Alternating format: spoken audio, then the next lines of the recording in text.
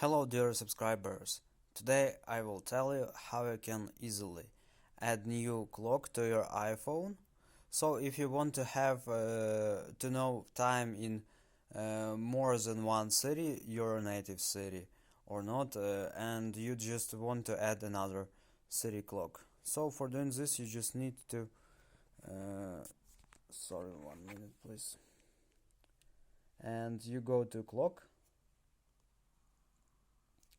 and you just click on plus here on top of right, and just choose here. You find some city and country of what you want to see time. For example, we will choose London.